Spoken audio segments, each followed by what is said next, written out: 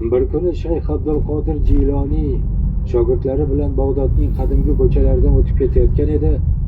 Yo'l chetidagi ariqda kiyimlari abgor holda bir mast odamning yotganini ko'rdilar. Камера. Mast ularni to'xtatib, Shayxga qarab, "Ey Abdulqodir, Alloh qodirmi yoki qodir emasmi?" dedi. Shayx tabassum qilib, "Albatta Alloh qodir" dedi.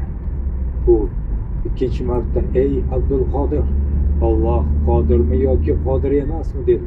Shayx yana tabassum qilib, "Albatta Alloh qodir" dedi. Bu uchinchi marta, "Ey Abdulqodir, Alloh qodirmi yoki qodir emasmi?" dedi. Shunda Shayx Abdulqodir yig'lab sajdaga bosh urdi. "Albatta Alloh qodir, Alloh qodir, Alloh qodir" dedi. So'ng shogirdlariga uni olib borib, yuvib tarab hurmat ko'rsatishni buyurdi.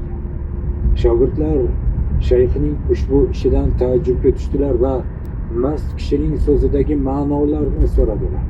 Shayx u birinchi savolida "Alloh meni tavbamni qabul qilishga qodirmi?" deb so'radi. Men "Albatta" deb javob berdim. Bu ikkinchi savolida "Alloh meni sening maqomingga ko'tarishga qodirmi?" deb so'radi. Men "Albatta" deb javob berdim.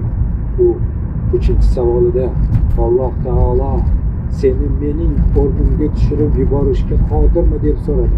Men qalbimda qo'rqinch paydo bo'lib yig'ladim va "Albatta, albatta, albatta" deb javob berdim.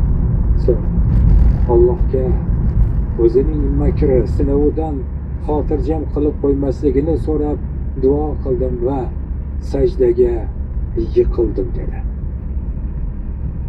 Azizlar, martabamiz, amalimiz, ibodatimiz, ilmimiz, sog'lig'imiz, mol davlatimiz, bolalarimiz, nasabimiz va kuchimizga mag'rurlanib qolmaylik.